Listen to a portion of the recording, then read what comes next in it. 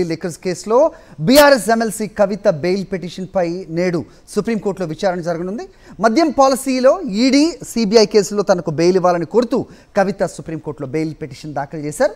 ఆ bail petition ఇవాళ supreme court న్యాయమూర్తులు justice B R Gavai, justice Vishwanath నేతృత్వంలోని ధర్మాసనం విచారించనుంది. కాగా తనపై ఈడీ సిబిఐలు నమోదు చేసిన కేసులో బెయిల్ ఇవ్వడానికి నిరాకరిస్తూ ఢిల్లీ హైకోర్టు జూలై 1 ఇచ్చిన తీర్పును సవాల్ చేస్తూ కవిత సుప్రీంకోర్టులో పిటిషన్ వేశారు. ఆమె ఈ కేసులో సాక్ష్యాలను ధ్వంసం చేయడంతో పాటు సాక్షులను ప్రభావితం చేయడానికి ప్రయత్నించారు అన్న దర్యాప్తు సంస్థల వాదనలను పరిగణలోకి తీసుకున్న హైకోర్టు న్యాయమూర్తి జస్టిస్ స్వర్ణకాంత్ శర్మ ఆమె బెయిల్ పిటిషన్స్ను కొట్టేశారు. ఈ కేసులోని 50 మంది నిందితుల్లో ఉన్న ఏకైక మహిళని తల్లిగా పిల్లల ఆలనాపాలన చూసుకోవాల్సి ఉన్నందున బెయిల్ ఇవ్వాలని కవిత తరపున చేసిన వాదనలను హైకోర్టు న్యాయమూర్తి పరిగణలోకి తీసుకోలేదు. ఇప్పుడు కవిత అవే అంశాల ఆధారంగా సుప్రీంను ఆశ్రయించారు. ఇదే అంశంపై అప్డేట్స్ మా కరెస్పాండెంట్ వెంకటేష్ అడిగి తెలుసుకుందాం. వెంకటేష్, చెప్పండి.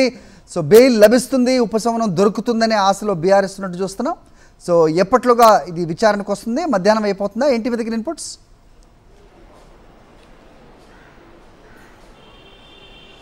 దాదాపు గత 4 నెలల నుంచి కవిత తిహార్ జైల్లో ఉన్నారు. ఆ నేపథ్యంలో ఆమె తనకు బెయిల్ ఇవ్వాలని దాఖలు చేసినటువంటి పిటిషన్ ఈరోజు సుప్రీంకోర్టు విచారణ జరపబోతోంది.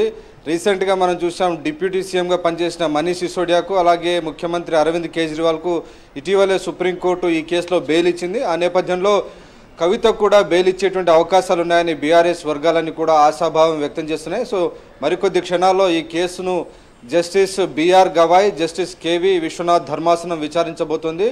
సో ప్రధానంగా ఈ కేసులో దాదాపు 90 రోజులకు పైగా కవిత తిహార్ జైల్లో ఉంటున్న నేపథ్యంలో డిఫాల్ట్ బెయిల్గా ఆమెకు 90 రోజుల తర్వాత ఒక బెయిల్ పొందేందుకు ఆమె అర్హత పొందారు. కాబట్టి ఆ మేరకు బెయిల్ ఇవ్వాలని కవిత తరపున న్యాయవాదులు ఈరోజు సుప్రీంకోర్టు ధర్మాసనాన్ని కోరుతున్నారు. అలాగే ఇటీవల కాలంలో ఆమె ఆరోగ్యం కూడా క్షీణించినటువంటి నేపథ్యంలో ఆ అంశాన్ని కూడా కన్సిడర్ చేయాలని కోరబోతున్నారు.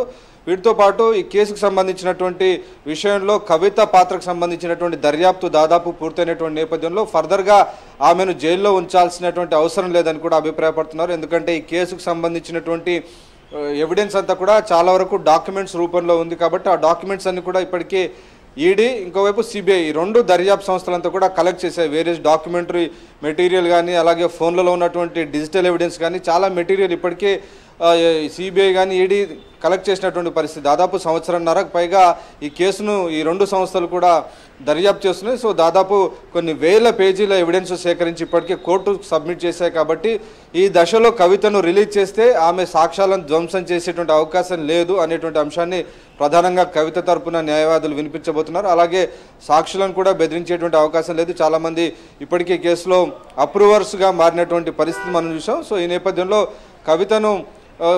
కవితకు బెయిల్ ఇస్తే జరిగేటువంటి నష్టం ఏమీ లేదు అనేటువంటి కోణంలో వాదనలు వినిపించబోతున్నారు. అలాగే ఇప్పటికే దాదాపు 3-4 నెలలకు పైగా ఆమె తిహార్ జైల్లో ఉన్నటువంటి నేపథ్యంలో ఇంకా ట్రయల్ కూడా ప్రారంభం కాలేదు. సో కేసు ట్రయల్ ప్రారంభమయ్యేందుకు ఇంకా సమయం పట్టేటువంటి అవకాశం ఉంది. కాబట్టి ఈ అంశాన్ని కూడా పరిగణలోకి తీసుకోబోతున్నారు. సో ఇలా 4-5 కీలక అంశాలను సుప్రీంకోర్టు ముందు ఉంచబోతున్నారు. బహుశా ఈరోజు కొంత ప్రొసీజరల్ డైరెక్షన్ ఉంటుంది. సో ప్రొసీజర్ ప్రకారం ఒక పిటిషన్ దాఖలు చేసిన వెంటనే రెస్పాండెంట్స్ అయినటువంటి సిబిఐ కానీ ఈడీ వీరికి నోటీస్ వెళ్తుంది. సో ఆ నోటీస్కు జవాబు ఇచ్చేందుకు దాదాపు 2 నుంచి 4 వారాల సమయం వాళ్ళు కోరేటువంటి అవకాశం ఉంది. కాబట్టి దాదాపు ఇంకొక కొన్ని రోజుల సమయం పట్టేటువంటి అవకాశం. సో ఈ ప్రొసీజరల్ డైరెక్షన్కి సంబంధించినటువంటి ప్రొసీజర్స్ అన్ని పూర్తయిన తర్వాత ఫైనల్ హియరింగ్ తర్వాత ఆమెకు బెయిల్ వచ్చేటువంటి అవకాశం, లేకుంటే కోర్టు ఇంకే రకంగా నిర్ణయం తీసుకుంటుందో మనం వేచి చూడాలి. సో ప్రస్తుతానికైతే ఈ కేసులో సిబిఐ ఈడీకి సుప్రీంకోర్టు నోటీస్ ఇచ్చేటువంటి అవకాశం మనకు కనబడుతుంది.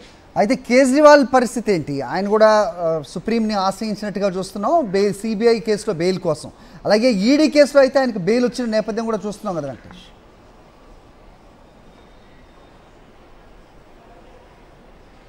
ఖచ్చితంగా ఢిల్లీ ముఖ్యమంత్రి అరవింద్ కేజ్రీవాల్కు సిబిఐ కేసులో బెయిల్ ఇవ్వాలనేటువంటి పిటిషన్ కూడా దాఖలైంది. ఢిల్లీ హైకోర్టు ఆయన బెయిల్ పిటిషన్ తిరస్కరించింది. అలాగే ట్రయల్ కోర్టు కూడా ఆయన బెయిల్ పిటిషన్ తిరస్కరించింది. ఈ కేసులో పూర్తిగా కింగ్ పిన్ అలాగే ఎండ్ బెనిఫిషియరీ, అంతిమ లబ్ధిదారు అరవింద్ కేజ్రీవాల్, ఆయన పార్టీ అనేది ప్రధానంగా ఛార్జ్ షీట్లో సిబిఐ కానీ ఈడీ 2 కూడా ఆరోపించినాయి. సో కింగ్ పిన్గా ఉన్నారు, అంతిమ లబ్ధిదారుగా ఉన్నారు. సో దీనివల్ల జరిగినటువంటి లాభం అంతా కూడా ఈయనకి వచ్చిందనేది ప్రధానమైనటువంటి ఆరోపణ వచ్చింది. సో ఇటువంటి ఆరోపణలు ఎదుర్కొంటున్న అరవింద్ కేజ్రీవాల్కు ఈడీ కేసులో ఇప్పటికే సుప్రీంకోర్టు బెయిల్ ఇచ్చింది. ఇప్పటికే ఆయన 90 రోజులకు పైగా నిర్బంధంలో ఉన్నారు.